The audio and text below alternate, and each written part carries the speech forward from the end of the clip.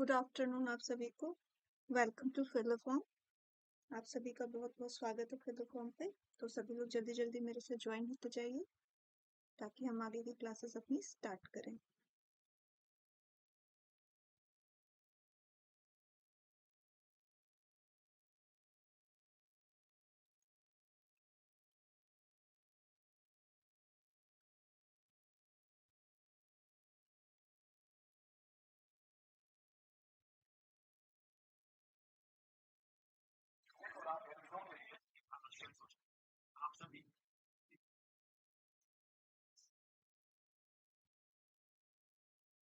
Good afternoon. चलिए फिर late नहीं करते हैं, अपनी क्लास को आगे स्टार्ट करते हैं।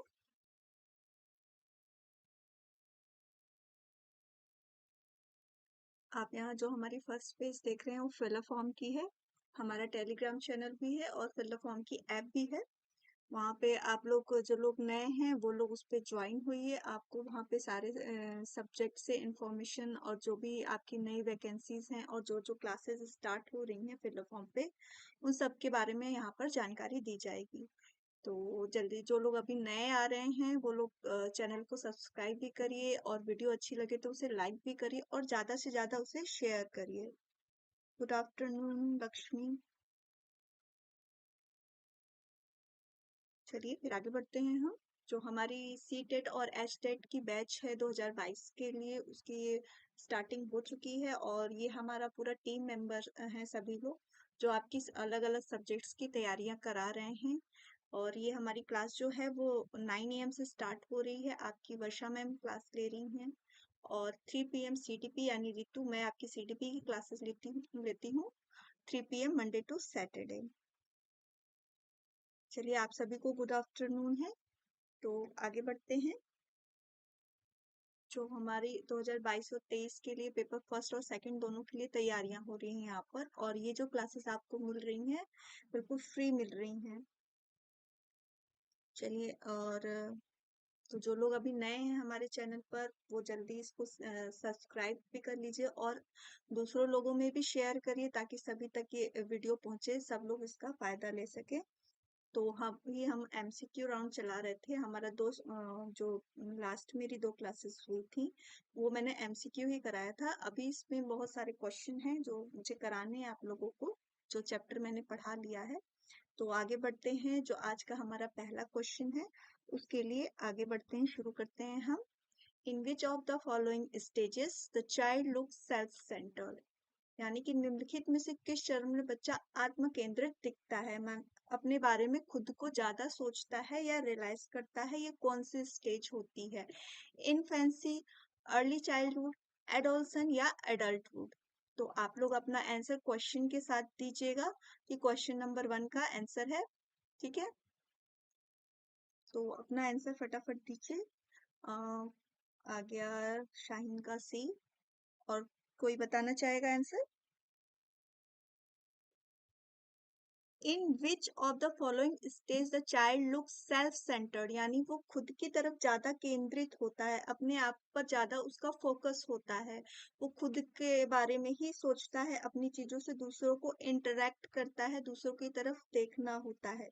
तो शाहीन ये गलत जवाब है। जो हमारा राइट आंसर होता है वो होता है बी, यानी कि अर्ली चाइल्डहुड।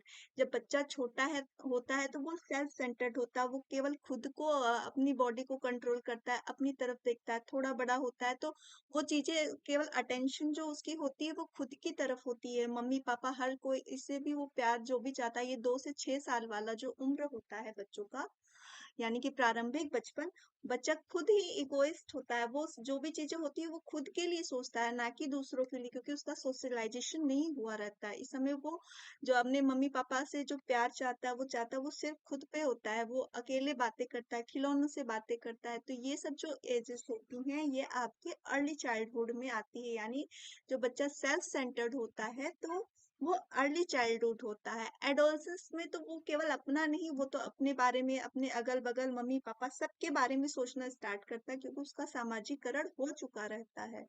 तो जो हमारा सही जवाब होगा वो होगा बी, अर्ली चाइल्डहुड। कभी भी बच्चा जब छोटा होता है तभी वो सेल्फ सेंटर्ड होता है। ठीक है, क्लियर है आपको? तो आपका जो जवाब था सी वो गलत था, एडोलसेंस नहीं होगा, अर्ली चाइल्डहुड होगा। ठीक है, नेक्स्ट क्वेश्चन की तरफ आगे बढ़ते हैं। कोई डाउट नहीं होगा अभी मेरे ख्याल से आपको अर्ली चाइल्डहुड जो आपने एडोलसेंस पे आंसर दिया था। सेल्फ सेंटर्ड की बात होगी तो वो हमेशा शैशवावस्था या अर्ली चाइल्डहुड में जाएगा।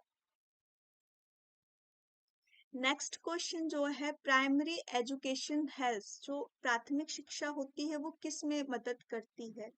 ठीक है, बच्चे का सामाजिकरण, बच्चे का लोकतांत्रिकरण या पाठ्यक्रम को समझना या उपरोक्त सभी, socialization of child, democratization of child in course, understanding all the above.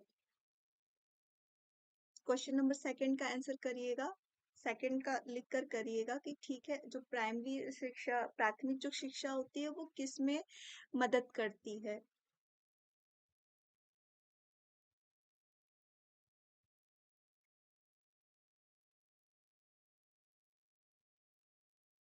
Answer करिए इसका। जो प्राइमरी एजुकेशन होगी वो किस में, छोटे लेवल पे जब बच्चे स्कूल जाते हैं तो वो किस चीज में हेल्प करेगी? बच्चे का सामाजिकरण करेंगे, बच्चे का लोकतांत्रिककरण या पाठ्यक्रम को समझना या उपरोक्त सभी। सुधीर पवार बोल रहे हैं डी। जो छोटा बच्चा होता है तो वो कहेंगे डेमोक्राइजेशन ज्यादा होगा बच्चों में, इसलिए होगा क्योंकि वो हर चीज को अलग तरीके से सोचता है। समाज में जाके घुलने मिलने को, वहां पे उसके अपने विचारों को स्वतंत्रता मिलती है समझाने में, ना कि पाठ्यक्रम समझना प्राइमरी लेवल पे नहीं होता है। बच्चे का सामाजिकरण भी अभी पूरी तरह से नहीं होता, यानी वो जो अपने साथ लेके आता है प्राथमिक शिक्षा में वो उसको एक्सप्रेस करने की कोशिश करता है। तो जो हमारा आंसर सही होगा क्वेश्चन नंबर 2 का, वो होगा बी, बच्चे का लोकतांत्रिकरण होगा। ए नहीं होगा, आंसर जो होगा वो हमारा बी होगा, बच्चे का सामाजिकरण नहीं होगा, प्राथमिक शिक्षा में सामाजिकरण नहीं होगा, लोकतांत्रिकरण होगा, यानी कई लोगों से मिलना घुलना, हर चीज जो होगा वो सबके साथ होना शुरू हो जाएगा, तो यहाँ पर लोकतांत्रिकरण होगा। ए नहीं होगा, इसका जवाब बी होगा। चलिए नेक्स्ट क्वेश्चन की तरफ चलते हैं। The period of sensory motor adoption of प्याजे is 0 to 2 year, 1 to 3 year, 3 to 5 year या 4 to 6 year? आंसर करिए आप लोग क्वेश्चन नंबर 3 का, कि प्याजे की जो संवेदी संक्रियात्मक अवस्था जो उन्होंने दी थी, संवेदी संक्रियात्मक अवस्था, वो किस वर्ष से स्टार्ट होती है?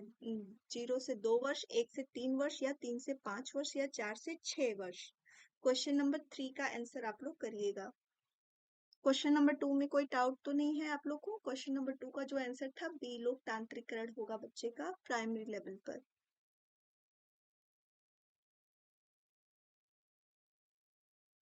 क्वेश्चन नंबर 3 का, ये आपकी प्याजे जी की दी गई हुई है, तो क्वेश्चन नंबर का भी डालते जाइएगा कि 3 का आंसर दे रहे हैं, क्योंकि आप लोग के आंसर्स जो होते हैं ना हमको थोड़ी देर बाद मिलते हैं तो कंफ्यूजन हो जाता है। हाँ हाँ, तो ये तो इजी क्वेश्चन था। प्याजे जी ने 4 अवस्थाएं बताई थी, पहला था हमारा वो सेंसरी मोटर ही था, तो वो जो बताया था 0 to 2 year, और जो पूर्व संक्रियात्मक अवस्था थी वो 2 से 7 वर्ष थी, मूर्त संक्रियात्मक 7 से 11, और अमूर्त संक्रियात्मक अवस्था 11 से आगे की उम्र थी। हाँ, आप सभी का जवाब बिल्कुल सही आ रहा है, तीसरा क्वेश्चन इजी था। बट ये क्वेश्चन इजी है, पूछे जाते हैं कई बार रिपीट हुए हैं आपके एग्जाम्स में। तो नेक्स्ट क्वेश्चन की तरफ चलते हैं। Who is the father of genetic epistemology, यानी कि ज्ञान मीमांसा या संज्ञानात्मक बोल सकते हैं, अनुवांशिक संज्ञानात्मक के जनक कौन माने जाते हैं?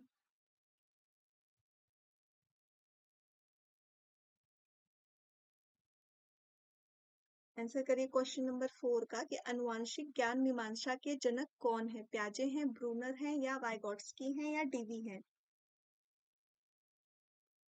हाँ, आप लोग का क्वेश्चन नंबर 3 का बिल्कुल सही है। अभी भी वॉइस आप लोग को कम आ रही है मेरी क्या?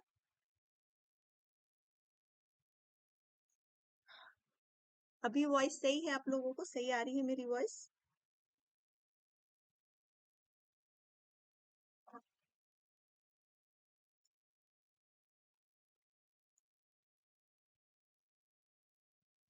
आप लोग का जो फोर का शाहीन ने दिया है वो बिल्कुल सही जवाब है। जब भी ज्ञान की बात हो यानी ज्ञान मीमांसा यानी कि यहाँ पे संज्ञानात्मकता की बात की जा रही है, तो संज्ञानात्मकता से जो जुड़े हैं वो हमारे प्याजे जी हैं, जिनको संज्ञानात्मक विकास के जनक माने जाते हैं। तो हमारा जो फोर्थ नंबर का आंसर का सही जवाब होगा वो हमारे प्याजे होंगे। तो जी हाँ, सुधीर जी का भी जवाब बिल्कुल सही है। सी नहीं होगा, वाइगोट्स्की ने सामाजिक दिया है, सामाजिक सांस्कृतिक सिद्धांत दिया है। ठीक है।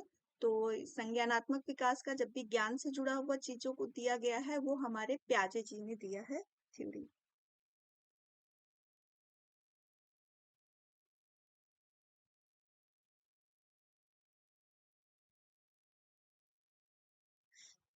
आवाज सही आ रही है आप लोगों को? आवाज अभी धीरे नहीं आ रही है ना आप लोगों को? एक बार ओके कर दीजिए तो मैं भी थोड़ी सी कंफर्म हो जाऊंगी। मेरी वॉइस आप लोग को तो बिल्कुल क्लियर और सही आ रही है। तो नेक्स्ट क्वेश्चन की तरफ आगे बढ़ेंगे।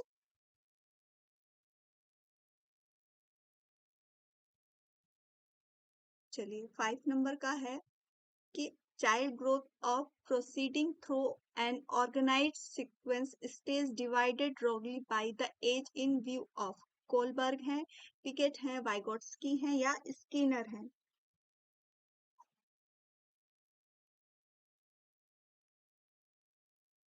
क्वेश्चन नंबर 5 का आंसर करिएगा कि ये किसके अनुसार है कि मध्य उम्र के मोटे तौर पर विभाजित चरणों का एक संगठित अनुक्रम के माध्यम से आगे बढ़ने के रूप में बाल विकास है।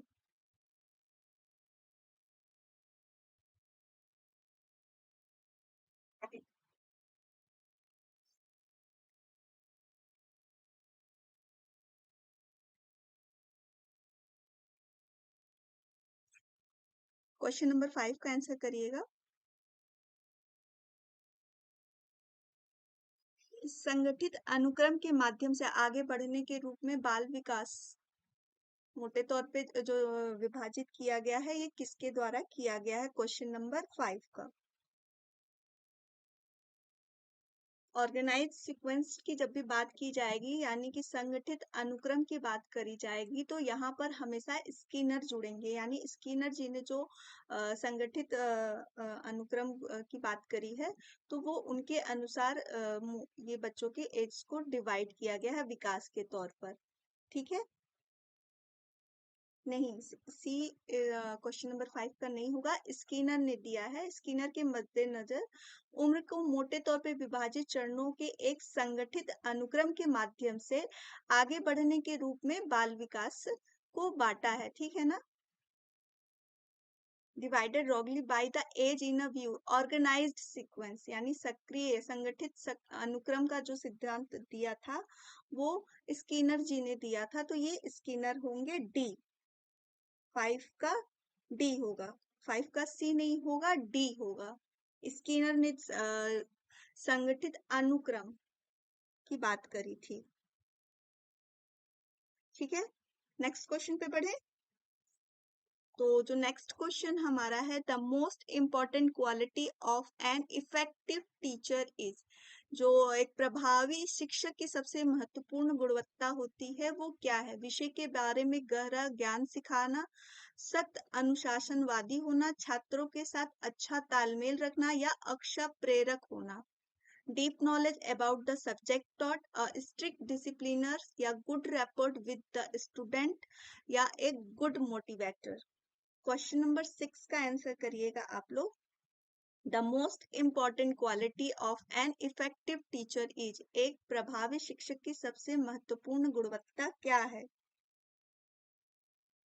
कि उसे अपने विषय के बारे में गहरा ज्ञान होना चाहिए, एक सख्त अनुशासनवादी होना चाहिए, छात्रों के साथ अच्छा तालमेल होना चाहिए या एक अच्छा प्रेरक होना चाहिए? क्वेश्चन नंबर 6 का जो होगा, शिक्षक है तो विषय का ज्ञान तो बात कही जाती है, बट जो यहाँ पे सबसे अप्रोप्रिएट आंसर बोल सकते हैं उसको हम बोलते हैं अ गुड मोटिवेटर। यानी जब एक शिक्षक अपने छात्र को मोटिवेट करेगा तो वो किसी कार्य में ज्यादा रुचि लेकर कार्य को करेगा और वो ज्यादा इंटरेस्ट उसके अंदर पैदा करेगा। एक बच्चे को जितना ज्यादा हम मोटिवेट कर सकते हैं उससे हम उतना अच्छा तालमेल भी रख सकते हैं, उतना अच्छा उसका ज्ञान प्रदर्शन भी हो सकता है, उसको सक्रिय भी रख सकते हैं और जो उसका अधिगम को हम कहेंगे उसके अधिगम को भी हम अच्छा कर सकते हैं। तो एक शिक्षक अगर अपनी गुणवत्ता को अगर परिभाषित करना चाहे तो वो एक गुड मोटिवेटर होना चाहिए, यानी एक अच्छे प्रेरक के रूप में करना चाहिए, क्योंकि कोई भी कार्य करने के लिए मोटिवेट होना बहुत ज्यादा जरूरी है। और जब हम किसी मोटिवेशन के साथ किसी कार्य को करते हैं तो उसका जो रिजल्ट आता है वो सबसे बेस्ट आता है। हाँ, तो इसका आंसर जो होगा डी होगा, यानी अ गुड मोटिवेटर। तो जिन्होंने डी आंसर दिया है वो बिल्कुल सही दिया है, सुधीर, हिना, आप लोगों का आंसर बिल्कुल सही है। तो क्वेश्चन नंबर 7 की तरफ हम बढ़ते हैं। ठीक है, questioning in the classroom. Classroom में पूछताछ करना या क्वेश्चन करना ये क्या करता है? Clarify the subject matter, develop in activities, in the wastage of time, creates in discipline. ये क्या करेगा? क्लासरूम में जब शिक्षक क्वेश्चन आंसर करता है तो वो क्या करता है? विषय वस्तु की स्पष्टता करता है, निष्क्रियता विकसित करता है, समय की बर्बादी करता है या अनुशासनहीनता पैदा करता है? क्वेश्चन नंबर 7 का आंसर करिए आप लोग। 7 का ए। हाँ, हिना का जो हिना रानी बोल रही हैं बिल्कुल सही बोल रही हैं, कि जब भी हम क्लासरूम में क्वेश्चन आंसर करते हैं तो जो हम पढ़ा रहे हैं उसको हम क्लियर कर रहे हैं कि वो चीजें समझ में आ रही हैं या नहीं आ रही हैं बच्चे को, और जो हम पढ़ा रहे हैं वो सही है या नहीं है। तो 7 का जो हमारा आंसर होगा वो होगा ए, क्लैरिफाई द सब्जेक्ट मैटर। हाँ, आपका भी अनिल जी जवाब बिल्कुल सही है। ये सब पेडागोजी सेक्शन होते हैं, बाकी लोगों को पेडागोजी बहुत डिफिकल्ट लगता है, लेकिन पेडागोजी एक बार समझ में आती है तो मुझे लगता है कि ज्यादा इजी प्रोसेस वही है, पेडागोजी ही समझना। तो नेक्स्ट आगे बढ़ते हैं। As a people grow older of learning decline. ठीक है, जैसे जैसे लोग बड़े होते जाते हैं, सीखना क्या होता है? घटता जाता है। डैश है, उसमें क्या है? शक्ति, गति, गुणवत्ता या मात्रा, किस चीज का घटता है? शक्ति घटती है, गति घटती है, गुणवत्ता घटती है या मात्रा घटती है? जैसे जैसे लोग बड़े होते जाते हैं यानी ओल्डर होते जाते हैं। क्वेश्चन नंबर 8 का आप लोग आंसर करिए। As a people grow older the of learning decline, जो उनकी लर्निंग होती है वो कैसी होगी? बढ़ेगी। शक्ति उसकी कैसी होगी? शक्ति घटती है, गति घटती है, गुणवत्ता घटती है या मात्रा घटती है? क्वेश्चन नंबर 8 में जो पूछा है, जैसे जैसे हम लोग बड़े होते जाते हैं हमारा एज जो बढ़ता है, जो सीखने की हम कहेंगे शक्ति नहीं, गति, जो हमारी स्पीड होती है वो धीरे होती जाती है। यानी जैसा हम बचपन में सीखते हैं वैसी हमारे सीखने की गति हमारे मेच्योरिटी लेवल से ऊपर जाने पर नहीं होती है। आप लोगों ने देखा होगा कि बच्चों की जो गति होती है सीखने की बहुत तेज होती है। तो जब हम लोग छोटे बच्चों की बात करते हैं तो जो उनकी सीखने की गति, स्पीड की बात हो रही है, तो वो जो होती है बहुत बढ़ती है। लेकिन जैसे जैसे एज आगे जाता है, हम आगे बढ़ते जाते हैं, तो जो हमारा सही आंसर होता है वो स्पीड, यानी कि जैसे जैसे लोग बड़े होते हैं सीखने की जो गति होती है, गति, स्पीड, वो घटती है। जिस तरह से हम पहले सीखते हैं जो गति हमारी स्टार्टिंग में रहती है वो कम होती जाती है। नेक्स्ट क्वेश्चन पे चलते हैं हम। हाँ, आप लोग का डी किसने बोला? डी नहीं होगा, सुधीर पवन पासवान। सुधीर पासवान जी, ये जवाब गलत है, डी नहीं होगा। एट का स्पीड होगा, उसकी गति घटती जाती है। चलिए नेक्स्ट क्वेश्चन की तरफ बढ़ते हैं। Which of the following should be use to decrease minor inappropriate behaviour यानी मामूली अनुचित व्यवहार को कम करने के लिए शिक्षक को क्या करना उपयोगी होता है अपने क्लासरूम में। उसको प्राइज करेंगे, रिवॉर्ड करेंगे, स्ट्रिक्टनेस से करेंगे या इग्नोर करेंगे। हाँ, अंजुम आरा सही बोल रही हैं, गति है। तो हम 9 नंबर क्वेश्चन पे आ गए हैं। 9 नंबर क्वेश्चन हमारा है कि मामूली सा जैसे बच्चे थोड़ा सा मिसबिहेव अगर स्कूल में करते हैं, थोड़ा सा उनके व्यवहार में है, तो उसको आप क्या करेंगे। आप क्लासरूम में एक शिक्षक होने के नाते आपकी क्या रिस्पॉन्सिबिलिटी बनती है। आप उसको प्राइज करेंगे, रिवॉर्ड करेंगे, स्ट्रिक्ट करेंगे या इग्नोर करेंगे। जो अगर हम बात करते हैं छोटी मोटी जो गलतियां होती हैं बच्चों से क्लासरूम में उनके, तो उस समय हम क्या करते हैं। पुरस्कार प्रशंसा करेंगे, पुरस्कार देंगे, शक्ति देंगे या उनकी अज्ञानता समझ के उसको इग्नोर कर देंगे। क्वेश्चन नंबर 9 का आंसर करिए आप लोग। क्वेश्चन क्लियर है आप लोग को कि अगर हम क्लास में हर बच्चा परफेक्ट नहीं होता, थोड़ी बहुत मिसबिहेव हर बच्चे में होती है, छोटी सी शरारत होती है, तो हर जगह हम उसकी प्रशंसा भी नहीं कर सकते हैं, प्राइज भी नहीं कर सकते हैं और सख्ती भी नहीं करेंगे, अज्ञानता भी नहीं, इसको हम क्या करेंगे, सख्ती नहीं करेंगे।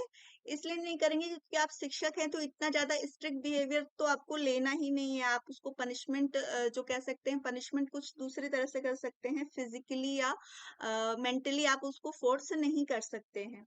तो यहाँ पे अगर हम बात करें तो प्रशंसा तो करेंगे नहीं, उसके अनुचित यानी मामूली सी बात कही जा रही है कि छोटी मोटी मिस बिहेव करेंगे, तो हम उसकी प्रशंसा भी नहीं करेंगे, पुरस्कार भी नहीं करेंगे और उस चीज के लिए सख्ती नहीं करेंगे। अगर वो इग्नोर करने लायक है तो हम उसको इग्नोर करेंगे। छोटी मोटी मिस्टेक हर क्लास में बच्चा करता रहता है। अगर वो चीजें बार बार होती हैं, कई बार होती हैं और ज्यादा मिसबिहेव करते हैं, तब हम वहां पर स्ट्रिक्ट होते हैं या फिर कुछ और तरीका लेते हैं। लेकिन यहाँ पे पहले से ही बोल दिया गया कि मामूली अनुचित व्यवहार को कम करने के लिए, यानी कि आप उसको इग्नोर कर सकते हैं। चलिए, तो क्वेश्चन नंबर 9 हमारा हो गया। अब क्वेश्चन नंबर 10 पे पहुंचते हैं। हाँ, लक्ष्मी का सही है, साहिन ने डी बोला, सही है ये सबका आंसर। क्वेश्चन नंबर 10 पे चलते हैं। Which of the following should be used to increase correct respond and appropriate behaviour. सही प्रतिक्रियाओं पर उचित व्यवहार को बढ़ाने के लिए निम्नलिखित में से आप किसका उपयोग किया जाना चाहिए, किसका उपयोग हम करेंगे। कि उसके व्यवहार को उचित कर रहा है, उसके उचित व्यवहार को बढ़ाने के लिए आप क्या करेंगे कक्षा में। यानी इग्नोर करेंगे, सख्ती करेंगे, स्ट्रिक्टनेस करेंगे, रिवॉर्ड करेंगे या प्राइज करेंगे।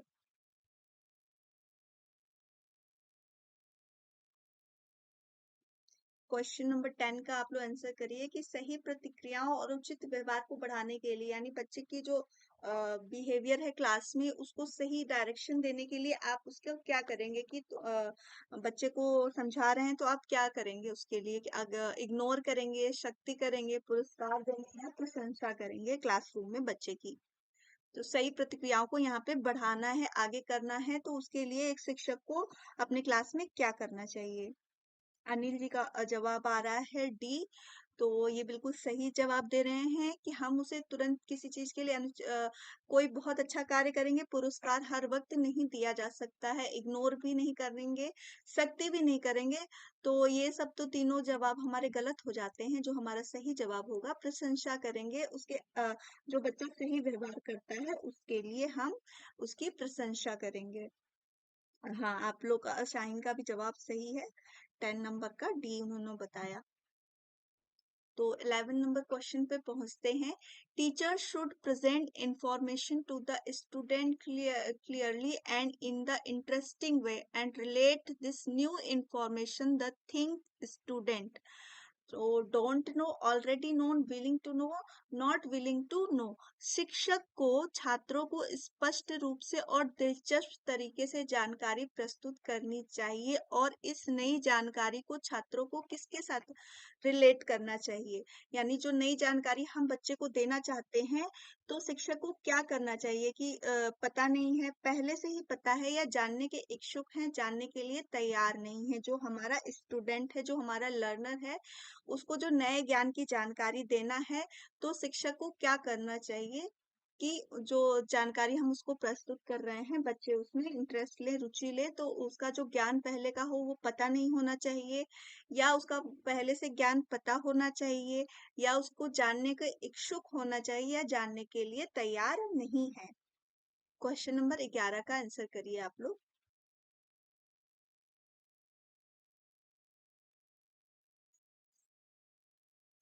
जानने के इच्छुक। तो यहाँ पे जो बात कही जा रही है कि हाँ, शिक्षक जो छात्र को नई जानकारी दे रहा है, तो जब भी शिक्षक कक्षा में कोई नई जानकारी देता है, तो उसे पहले पता होना चाहिए कि जो नई जानकारी हम दे रहे हैं, उसके बारे में छात्र को पहले से कुछ पता है या नहीं पता है। अगर उसे कुछ नहीं पता होगा, तो हम क्या करेंगे, जो हम नई जानकारी देंगे उसे नहीं समझ में आएगा। तो सबसे जरूरी है कि जो जानकारी हम दे रहे हैं, पहले बच्चे का जो लर्नर है उसका पूर्व ज्ञान जानना जरूरी है, यानी उसको पहले से क्या चीज पता है, ऑलरेडी नोन है, उसको पहले से क्या चीज पता है, उसके बेसिस पे हम आगे बढ़ते हैं और नई जानकारियों को उसमें जोड़कर फिर उसको इंटरेस्टिंग वे में उस चीज को बताते हैं। है ना?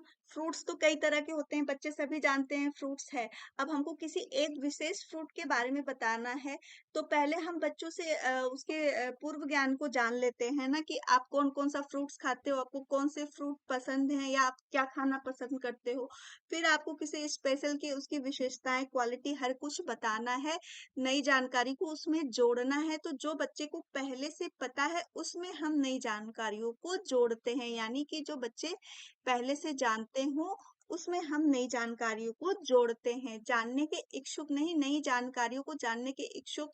अगर छात्र जानने के इच्छुक हैं, वो तो आपको इंटरेस्ट क्लास में पैदा करना है बच्चों को, कि वो चीज़ आप तो इंटरेस्टिंग वे से उसको पहले ही बता रहे हैं कि आज हम इसके बारे में पढ़ेंगे, ये चीज़ करेंगे, तो वो इंटरेस्ट ले रहा है, बच्चे को पहले से ही दिलचस्प उस तरीके से जानकारी प्रस्तुत कर रहा है, और उसको नई जानकारी उसमें इंक्लूड करना है। तो नई जानकारी इंक्लूड करने से पहले, कोई नई चीज़ों के बारे में बताने से पहले, हमें ये जानना ज़रूरी होता है कि बच्चे को पहले से क्या चीज़ें पता हैं। तो यहाँ पर जो हमारा आंसर होगा वो होगा ऑलरेडी नोन। पेडागोजी सेक्शन में क्वेश्चन ऐसे ही पूछे जाते हैं जिसमें आप कंफ्यूज हो जाए, आपको सभी आंसर लगेगा कि सही है, लेकिन यहाँ पर नई जानकारी के लिए जब जोड़ दिया, तो नई जानकारी जब भी हम छात्र को देंगे, तो उसके पहले से जो उनका ज्ञान है उनको पता करके हम नई जानकारियों को बच्चों में प्रेषित करते हैं। तो हमारा जो आंसर होगा वो होगा बी। ठीक है, क्लियर है आप लोग को? तो सी नहीं होगा इसका आंसर, बी होगा। क्लियर है, इसमें कोई डाउट नहीं है ना आपको? क्वेश्चन नंबर 11 में कोई डाउट?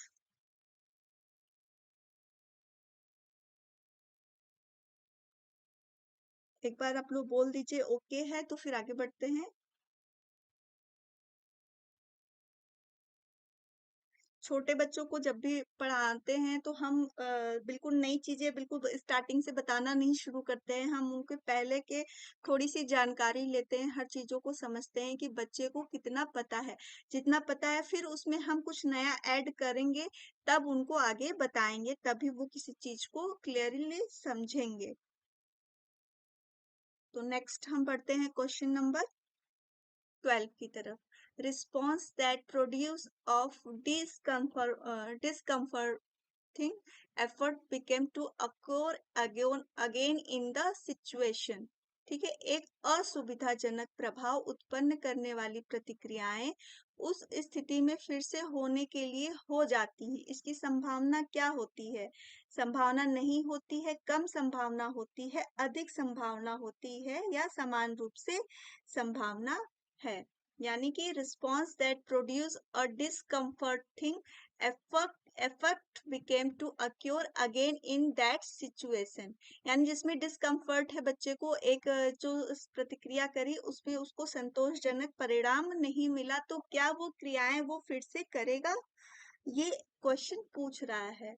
असुविधाजनक प्रभाव यानी जो उसने क्रिया किया, जो उसने कार्य किया, उसके बदले में उसे जो परिणाम मिला वो सेटिस्फाई नहीं है, उससे डिसकंफर्टेबल है। तो उस स्थिति में वो क्रिया दोबारा से करेगा या नहीं करेगा, इसकी संभावना क्या होगी? संभावना नहीं होगी, कम संभावना होगी, अधिक संभावना होगी या समान रूप से संभावना होगी? आंसर करिए क्वेश्चन नंबर 12 का। अनिल जी बोल रहे हैं बी। अनिल जी का जवाब बिल्कुल सही है। जिस कार्य को करने से हमें संतुष्टि नहीं मिलती है, अच्छा परिणाम नहीं मिलता है, उसका इफेक्ट अच्छा नहीं है, तो हम दोबारा उस कार्य करने को नहीं सोचेंगे, उस कार्य को दोबारा रिपीट करना बहुत कम करेंगे। तो हमारा जो आंसर होगा वो कम संभावना होगी, बिल्कुल अधिक संभावना नहीं कह सकते, कम संभावना होगी उस क्रिया को फिर से करने की। तो हमने जो आपको पढ़ा था, आपकी थॉर्नडाइक जी में पढ़ा, स्किनर को पढ़ा, सबको पढ़ा कि जैसे जैसे क्रिया, थॉर्नडाइक जी का प्रभाव का नियम जो था कि जिस क्रिया को करने से जितना ज्यादा संतोष मिलता है उस क्रिया को हम बार बार उतना रिपीट करते हैं, और जिस क्रिया को करने से हमें संतोष की प्राप्ति नहीं होती है उस क्रिया को वो धीरे धीरे कम होती है, अचानक से कम नहीं होती, इसलिए इसकी संभावना जो होती है वो कम संभावना होगी, यानी कि लेस लाइकली होगी। हाँ, लक्ष्मी, लक्ष्मी का भी सही जवाब है। लक्ष्मी, अनिल जी का भी बिल्कुल सही जवाब है। शाहीन, हाँ, रमन कुमार का भी जवाब बिल्कुल सही है, बी होगा। क्वेश्चन नंबर 13 पे चलते हैं। Responses that produce a satisfying effect in a particular situation became to occur again in that situation। उसका जस्ट अपोजिट इसमें वही पूछ दिया गया कि किसी विशेष स्थिति में संतोषजनक प्रभाव उत्पन्न करने वाली प्रतिक्रियाएं उस स्थिति में फिर से होने के लिए हो जाती हैं। संभावना नहीं है, कम संभावना है, अधिक संभावना है या समान रूप से संभावना है। क्वेश्चन नंबर 13 का आंसर करिए आप लोग। तो क्वेश्चन नंबर 13 का है कि किसी भी क्रिया को करने से हमें सेटिस्फाई हो रहे हैं, हमें अच्छा उससे महसूस हो रहा है, अच्छी प्रतिक्रिया मिल रही है, प्रभाव जो उसका है, इफेक्ट जो है वो संतोषपूर्ण है, सेटिस्फाई है, तो उस क्रिया को दोबारा होने की संभावना कम होगी, नहीं होगी, अधिक संभावना होगी या समान रूप से संभव होगी। अनिल जी का सवाल बिल्कुल सही है, ये सही जवाब है। क्वेश्चन नंबर 3 मोर लाइकली सी होगा, यानी कि अधिक संभावना होगी, जिस कार्य को करने से हमें ज्यादा सेटिस्फेक्शन मिलेगी उस कार्य को हम ज्यादा से ज्यादा करना पसंद करेंगे। सी होगा इसका आंसर। कम संभावना नहीं होगी, जिस क्रिया को करने से जो हमें उसका प्रभाव जो हुआ है वो हमको जितना अच्छा मिलेगा उस क्रिया को हम बार बार करेंगे। तो ये पूजा सिंह जी ने जो जवाब दिया है बी, ये गलत दिया है, सी होगा इसका आंसर। हाँ, आप सभी का जवाब बिल्कुल सही है, सी होगा। तो नेक्स्ट क्वेश्चन की तरफ बढ़ते हैं। 14, according to John Dewey, school is a in situation and education is a process. यानी जॉन डीवी के अनुसार स्कूल एक है डैश और शिक्षा एक है प्रक्रिया। सामाजिक सामाजिक सामाजिक दार्शनिक या दार्शनिक दार्शनिक, पर्यावरण या मनोवैज्ञानिक। क्वेश्चन नंबर 14 का जवाब दीजिए। जॉन डीवी जी के अनुसार स्कूल क्या है और शिक्षा क्या है, शिक्षा की प्रक्रिया क्या है? क्वेश्चन नंबर 14 का आंसर करिए आप लोग।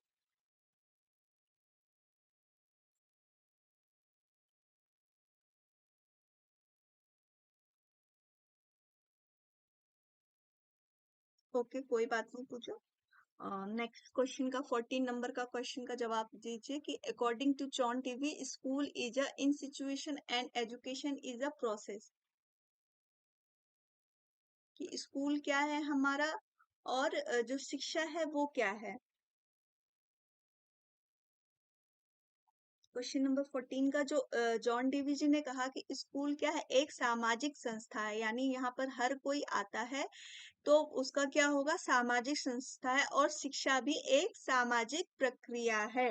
यानी हर कोई जो है वो एक समाज से जुड़ा हुआ है, और जो शिक्षा है वो सभी के लिए है, तो ये भी हमारी सामाजिक होगी। तो जो हमारा सही आंसर होगा वो ए होगा, सोशल। सोशल यानी कि सामाजिक। सामाजिक, जॉन डेवी के अनुसार स्कूल एक सामाजिक संस्था है और शिक्षा भी एक सामाजिक प्रक्रिया है। यानी जो शिक्षा होती है वो सभी के लिए समान होती है, सभी लोगों के लिए होती है, और ये हमारे समाज में ही संपन्न होती है। तो जो आंसर होगा वो हमारा होगा सामाजिक, और सामाजिक ही होगा, दार्शनिक तो होगा ही नहीं।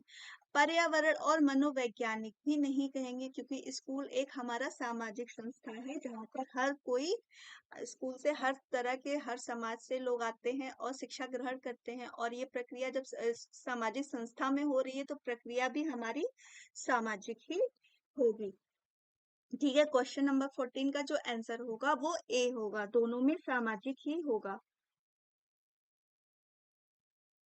श्वेता राठौर, इनका जवाब सही है, ए इन्होंने दिया था, तो सामाजिक ही होगा। ठीक है, तो नेक्स्ट क्वेश्चन की तरफ हम आगे बढ़ते हैं।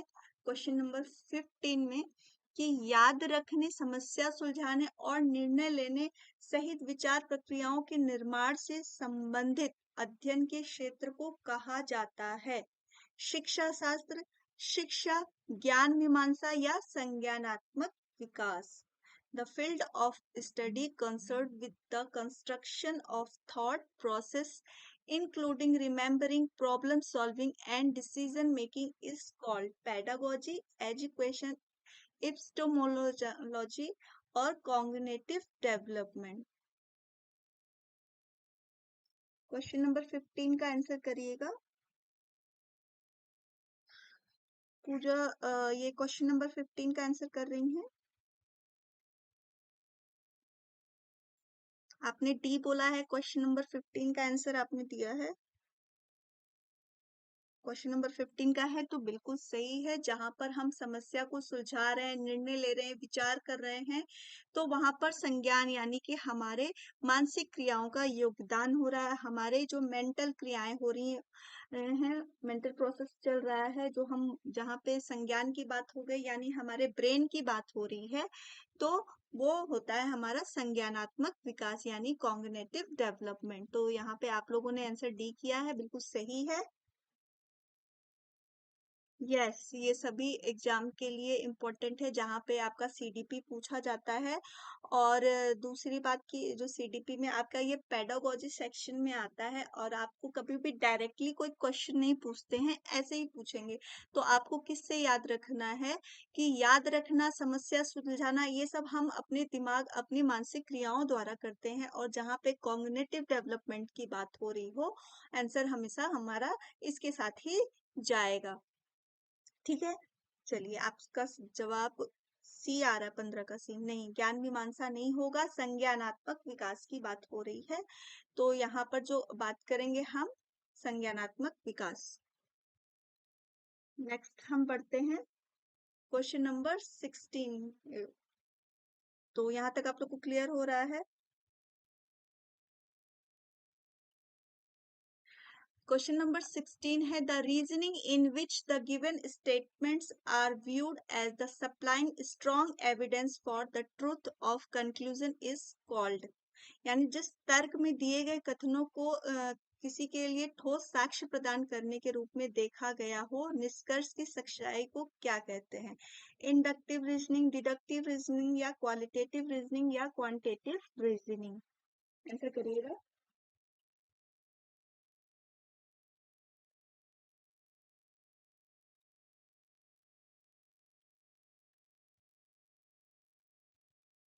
अग्नि जी बोल रही हैं कि please consider some question of history and education. Okay,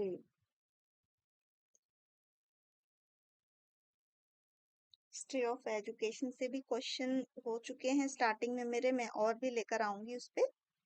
तो इसका जो सी आपने आंसर दिया है, तो यहाँ पे जो बात हो रही इंडक्टिव और डिडक्टिव मेथड, ठीक है ना? तो इंडक्टिव यानी आगमनात्मक मेथड, या तर्क कहेंगे। इस विधि में क्या करते हैं कि प्रत्यक्ष उदाहरण या देने के तथा प्रयोगों को भली भांति अध्ययन करके नियम निकाले जाते हैं। यानी उदाहरण दे दिया, कुछ अनुभव और प्रत्यक्ष ज्ञान देने के बाद से हम उसको कंक्लूजन निकालने के लिए बोलते हैं। ठीक है, किसी भी समस्या का समाधान करने से पहले ज्ञात तथ्य अथवा आप लोग आंसर हाँ, रमन जी का जवाब बिल्कुल सही है। जो हमारा आता है वो होता है आगमनात्मक तर्क, यानी कि इंडक्टिव रीजन। इसमें क्या होता है कि हम जो तथ्य दिए गए हैं उसमें नए साक्ष्य ढूंढ रहे हैं, उस पे एक निष्कर्ष निकाल रहे हैं। तो यहाँ पे जो निष्कर्ष, जो सच्चाई होगी वो किसके बेसिस पे निकलेगी? इंडक्टिव रीजन पर निकलेगी। डी नहीं होगा, ये मात्रात्मक तो होगा ही नहीं। मात्रात्मक और गुणात्मक की बात ही नहीं हो रही है कि इसमें दिए गए कहते हैं किसी ठोस साक्ष्य, यानी उदाहरण दिया गया है और नियम आपको लगा के एक सच्चाई, एक निष्कर्ष निकालना है। उसमें नए तथ्यों को जोड़ के नई चीजों के बारे में जानकारी लेनी है। हाँ, डेली आपकी 3 PM से मेरी स्टार्ट होती है, 1 आवर की, 3 PM to 4 PM तक रहती है।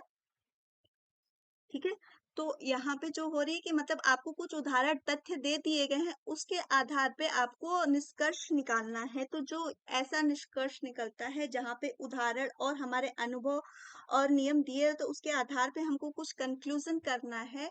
वहां पे जो बात होती है हमारे इंडक्टिव रीजनिंग की होती है।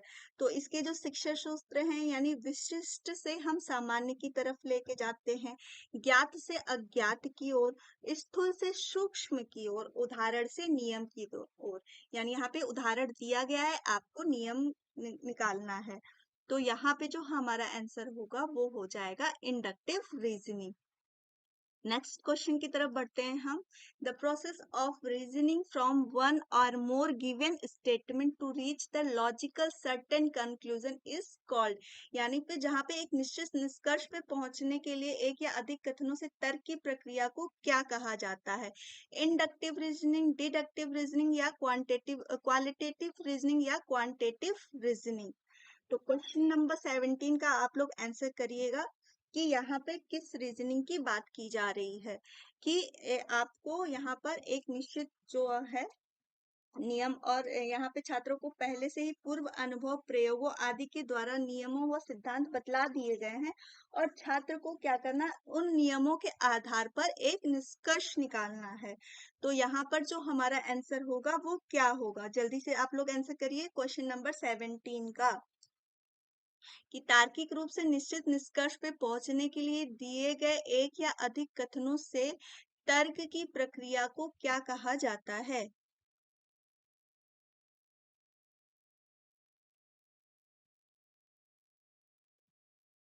क्वेश्चन नंबर 17 का जो हमारा आंसर होगा वो क्या होगा? इसका होगा हमारा डिडक्टिव रीजनिंग, यानी कि निगमनात्मक तर्क। ठीक है, इसका यहाँ पे क्या हुआ कि इसमें नियम और निष्कर्ष पहले बता दिए गए हैं, आपको एक पर्टिकुलर उस पर आंसर निकालना है। यानी कि नियमों को छात्रों को याद करा दिया गया, कुछ बता दिया गया कि ये नियम है, इस नियम के थ्रू पे आप इस आंसर को कर लीजिए। तो आपका जो नहीं, गुणात्मक नहीं होगा, यहाँ पर जो हमारा होगा, यहाँ पे आपका कटौतीयात्मक लिखा है, यानी कि निगमनात्मक। हिंदी में थोड़े से वर्ड डिफिकल्ट होते हैं, तो जो हमारा आंसर जाएगा वो बी के साथ जाएगा, यानी डिडक्टिव रीजनिंग। यानी कुछ निश्चित निष्कर्ष, नियम दे दिए गए हैं और आपको उस नियम के बेसिस पे ही सवाल को हल करना है। यानी जो आपका आंसर आएगा वो एक निश्चित तर्क के आधार पे आपको सॉल्व कर लेना है। तो हमारा जो आंसर आएगा वो डिडक्टिव मेथड, यानी जो आपको एक निश्चित नियम बता दे जाते हैं बच्चों को, और उस नियम के आधार पे आप सवाल को हल करते हैं। तो वो जो हमारा होता है मेथड, वहां पे डिडक्टिव मेथड यूज होता है।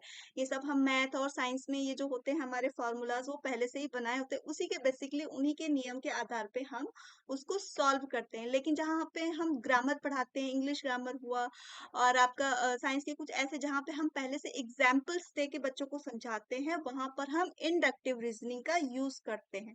तो यहाँ पे एक निश्चित निष्कर्ष पे पहुंचने के लिए, यानी जो नियम बनाए गए हैं उसका जो परिणाम आएगा वो निश्चित है, तो वहां पर क्या होगा, हमारा डिडक्टिव मेथड होगा। ये हमको क्या कराता है, इसके कुछ शिक्षण सूत्र हैं कि हम अज्ञात से ज्ञात की ओर बढ़ते हैं, सूक्ष्म से स्थल की ओर बढ़ते हैं, सामान्य से विशिष्ट की ओर बढ़ते हैं। ठीक है, और नियम से उदाहरण, यानी नियम पहले दे दिया गया, उदाहरण बाद में समझाया गया। तो जो हमारा आंसर सही होगा वो बी होगा, डिडक्टिव होगा श्वेता जी। ये जवाब गलत है आपका, सी नहीं होगा। गुणात्मक तर्क की बात नहीं हो रही है यहाँ पर, यहाँ पे इंडक्टिव और डिडक्टिव की बात हो रही है। तो यहाँ पे जो मेथड हमने यूज हुआ है वो हुआ है डिडक्टिव रीजनिंग का। ठीक है, रमन कुमार ने जो आंसर दिया है वो बिल्कुल सही दिया है कि बी होगा, यानी कि नियम और उदाहरण पहले, नियम पहले से समझा दिए गए हैं, आपको उसके बेसिस पे सवाल को हल करके एक निश्चित निष्कर्ष पर पहुंच जाना है। यानी सर्टेन कंक्लूजन जब दे दिया तो वहां पर हमारा क्या होगा आंसर, डिडक्टिव रीजनिंग होगा। ठीक है, तो क्वेश्चन नंबर 18 की तरफ हम बढ़ते हैं। आपको पीछे वाले क्वेश्चन में कोई डाउट तो नहीं है, डिडक्टिव और इंडक्टिव में?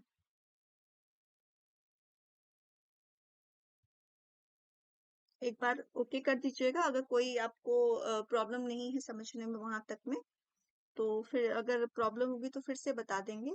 बट 17 का सी आप लोगों ने दिया है वो गलत है, बी होगा। जो रमन कुमार जी ने बोला है वो बिल्कुल सही है, आंसर बी होगा। समझ में आ गया? ओके, तो नेक्स्ट क्वेश्चन आगे की तरफ बढ़ते हैं।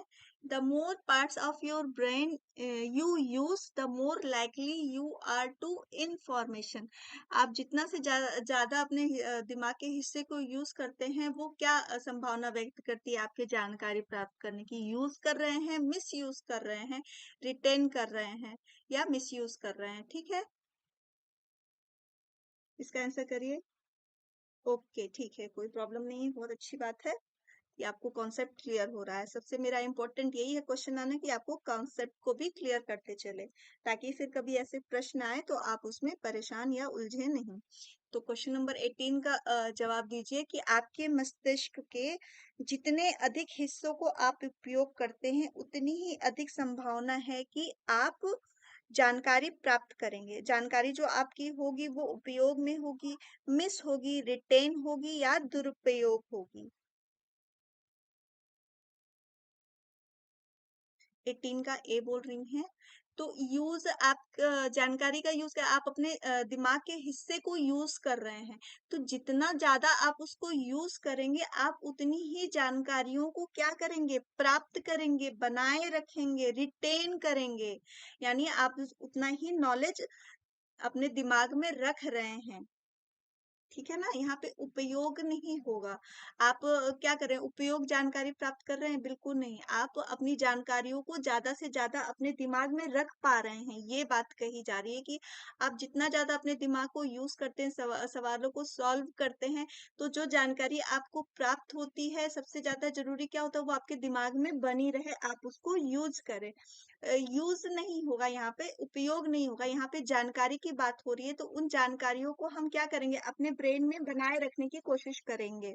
तो यहाँ पे जो हमारा आंसर होगा रिटेन होगा, यूज नहीं होगा। यहाँ पे हम जितने अधिक अपने दिमाग के हिस्से को यूज कर रहे हैं, उपयोग कर रहे हैं, उतनी ही अधिक संभावना है कि आप रिटेन करेंगे जानकारियों को। अपनी जो जानकारियां आपने हासिल करी है उसको आप क्या करेंगे, उसको अपने दिमाग में बनाए रखने की कोशिश करेंगे, रिटेन करेंगे। उपयोग तो हम सभी करते ही रहते हैं, बट यहाँ पे जो सबसे सही जवाब हमारा जाएगा वो होगा रिटेन करना। ठीक है, यानी हम जानकारियों को जितना ज्यादा अपने दिमाग में रखेंगे, बनाए रखना भी तो एक बहुत बड़ा टारगेट है कि जितना हमने नॉलेज लिया वो हमको अपने दिमाग में रखना है, उसको याद करना है। जितना आप जो चीजें याद करते हैं उसको आप अपने दिमाग में मेमोरी में रखना पसंद करते हैं या यूज करना पसंद करते हैं, वो हमारे दिमाग में रहे तभी तो हम यूज कर पाएंगे उसको। तो यहाँ पे जो हमारा आंसर होगा वो होगा सी, यानी बनाए रखना या रिटेन करना, जानकारियों को अपने दिमाग में बनाए रखना। नेक्स्ट क्वेश्चन नंबर 19 पे पहुंचते हैं। The truth of conclusion of an inductive argument is. Inductive argument के जो आंसर जो हम निकालते हैं वो क्या होते हैं? एक आगमनात्मक तर्क के निष्कर्ष की सच्चाई क्या होती है? निश्चित होती है, संभावित होती है, अनुभव होती है या अवलोकन होती है? सर्टेन होगी, प्रोबेबल होगी, एक्सपीरियंस होगी या ऑब्जर्वेशन होगी? क्वेश्चन नंबर 19 का आप आंसर करिएगा। 19 आप लिखेंगे तो मुझे कंफर्म होता जाएगा कि आपको वहां तक कोई प्रॉब्लम नहीं हो रही है समझने में।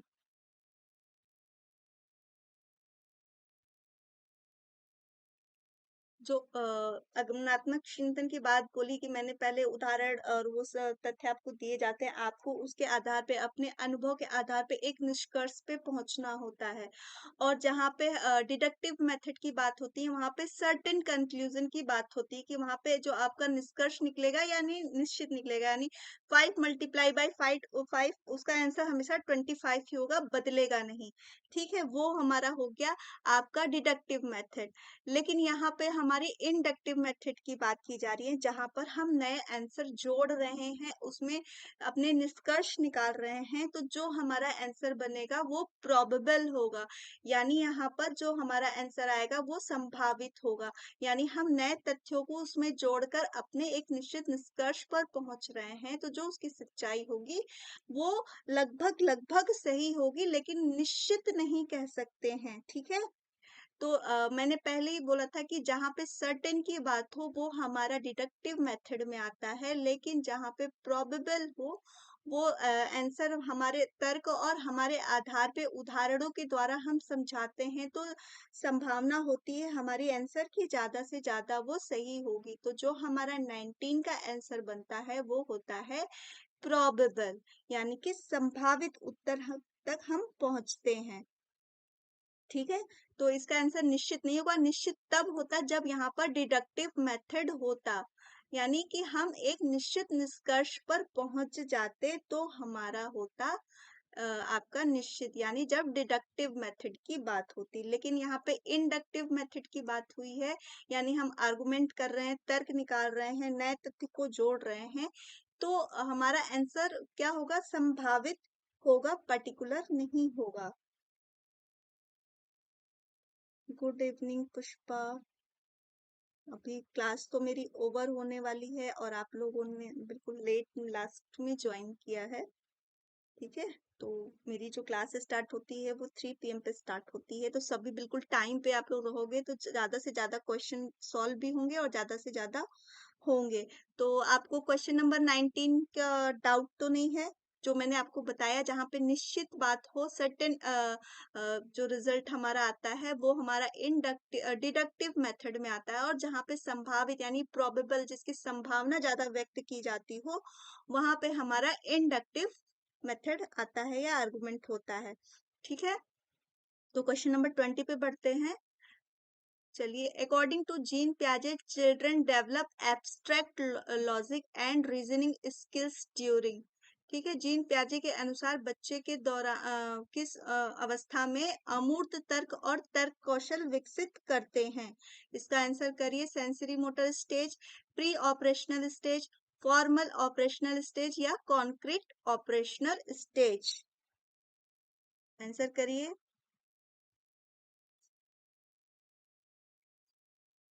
क्वेश्चन नंबर 20 का आंसर करिए, टाइम ओवर हो रहा है, जल्दी करिए आप लोग, इसका आंसर करिए। क्वेश्चन तो मैंने आपके 40 के लगभग लाया पर 20 ही हो पाया है, तो जल्दी बताइए आप लोग। ये तो बहुत इजी है, ये बहुत प्याजे जिसे तो बहुत सारे क्वेश्चन आप लोग के बनते हैं उस पर आता है। अनिल जी का आ रहा है डी। और कोई बताना चाहेगा? और कोई बताएगा? बी, सी। पहले अनिल कुमार ने लिखा था डी, अब उन्होंने करेक्ट किया सी। तो जीन प्याजे जी के साथ जहाँ पे बच्चा अमूर्त रूप से सीखता है यानी एब्स्ट्रैक्ट थिंकिंग करता है, वो हमेशा हमारा फॉर्मल ऑपरेशनल स्टेज में आता है, यानी अमूर्त संक्रियात्मक अवस्था। ये हमारा सही जवाब जाएगा। प्याजे जी ने जो दिया सेंसरी मोटर स्टेज, वो हमारी फर्स्ट स्टेज है जो 0 to 2 ईयर है।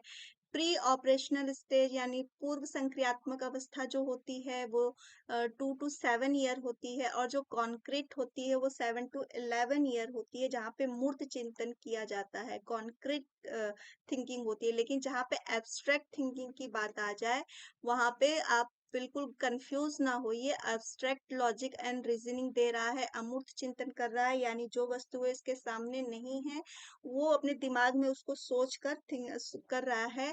तो वो हमेशा हमारा ये आपका आ जाएगा औपचारिक परिचालन संचरण या अमूर्त संक्रियात्मक अवस्था बोलते हैं। कॉन्क्रीट नहीं होगा। आपने अनिल जी ने सी दिया है, ये सही जवाब दिया है।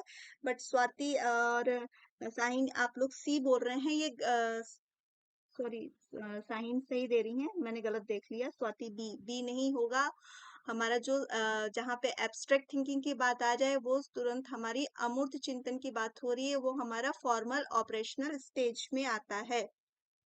ठीक है, ये 11 ईयर से स्टार्ट होता है। तो जहाँ पे अमूर्त चिंतन की बात आए, आप बिल्कुल इस पे दीजिएगा कि ये फॉर्मल ऑपरेशनल स्टेज है, यानी औपचारिक परिचालन चरण है। तो कंफ्यूज नहीं होइएगा। हाँ, रमन का सवाल बिल्कुल सही जवाब है, सी आ रहा है इनका। ठीक है।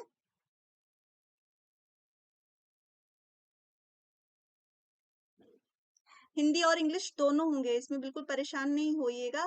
आप इंग्लिश से भी याद रखे रहिए और हिंदी से भी याद रखिए, इसमें नहीं करिएगा। सेंसरी आपका संवेदीय हो गया, प्री ऑपरेशनल आपका पूर्व संक्रियात्मक हो गया, फॉर्मल आपका औपचारिक संक्रिया अमूर्त संक्रियात्मक अवस्था होती है, और जो कॉन्क्रीट ऑपरेशनल स्टेज की बात करते हैं वो मूर्त संक्रियात्मक अवस्था होती है। ये 4 स्टेजेस जीन प्याजे जी ने डिवाइड किया है। तो जो हमारी ये फर्स्ट स्टेज आती है 0 to 2 ईयर आती है, ये 0 to 2 ईयर होती है। ठीक है, आपको इंग्लिश और हिंदी दोनों में दिया रहेगा। तो ज्यादा है कि हिंदी के वर्ड्स कभी कभी डिफिकल्ट होते हैं, लेकिन इंग्लिश मीनिंग आपकी सेम रहती है। तो इंग्लिश में जब भी आप देखेंगे तो आप कंफ्यूज नहीं होंगे। हिंदी आपका चेंज होता है, कभी कभी आपके यही फॉर्म में पूरे क्वेश्चन लिख के आ जाते हैं। ठीक है। और जो प्री ऑपरेशनल होता है वो 2 to 7 ईयर होता है, और उसके बाद हमारा एक कॉन्क्रीट आता है 7 to 11 ईयर, और ये होता है हमारा 11 to 15 ईयर, या इसे एबव मानते हैं। ठीक है, तो इसमें कंफ्यूज नहीं होइएगा, लिखावट पे नहीं जाइएगा। इससे मुझे सही से माउस से लिख नहीं पाती हूँ, इसलिए मैं ज्यादा लिखने का प्रयास नहीं करती हूँ। ये 7 to 11 ईयर है। ठीक है, इसकी जब मैंने क्लास ली थी तो बहुत क्लियर बताया था। तो अभी आपको इसमें स्टेजेस में समझने में कोई दिक्कत नहीं हो रही होगी, बिल्कुल सही समझ में आ गया होगा कि जहाँ पे एब्स्ट्रैक्ट थिंकिंग की अमूर्त चिंतन की बात हो, बच्चा अमूर्त रूप से सीख रहा है, लॉजिक दे रहा है, नियम निकाल रहा है, निष्कर्ष निकाल रहा है, वो हमारा फॉर्मल ऑपरेशनल स्टेज हो जाता है। ठीक है, तो आज की क्लास हम यहीं पे समाप्त करते हैं। कल तो हॉलीडे रहेगा आपका, 6 से हमारी क्लास फिर से कंटिन्यू चलेगी। तो हम आगे अपनी क्लास को आगे और कंटिन्यू करेंगे, और थोड़ी जल्दी कोशिश करेंगे कि ज्यादा से ज्यादा हम क्वेश्चन सॉल्व कर सके और डाउट्स को भी क्लियर कर सके। तो जितने लोग भी आप लोग जुड़े हैं, तो क्लास को, मेरे अगर वीडियो अच्छी लग रही हो तो लाइक भी कर देना, और क्लास पसंद आ रही हो तो शेयर भी करना, क्योंकि यही हमें मोटिवेट करता है कि हम आपको अच्छा पढ़ा रहे हैं और ज्यादा से ज्यादा आपको अच्छी चीजें ले आए, आपको नॉलेज में दें, बताएं। तो ठीक है ना, तो आप सब लोग इसको कंटिन्यू रहिए। कल हॉलीडे रहेगा, तो आप सभी को दशहरा की बहुत बहुत शुभकामनाएं। आपका दशहरा बहुत अच्छे से बीते बीते, और आपका जो भविष्य हो वो बहुत उज्जवल हो। ठीक है ना, तो आप अपने एग्जाम में अच्छे से तैयारी में लगे रहिए, और भगवान करे कि आपके जो एग्जाम हो इसी बार में सक्सेस हो जाए, आप इसको क्रैक कर लें। तो आज के लिए बस इतना ही। Thank you for watching me, और वीडियो अच्छी लगे तो प्लीज आप लोग लाइक भी कर देना। तो फिर हम लोग मिलेंगे, कल तो नहीं, 6 से मिलेंगे। ठीक है, यानी थर्सडे से। Okay, bye bye, take care, and happy Dussehra आप सभी को।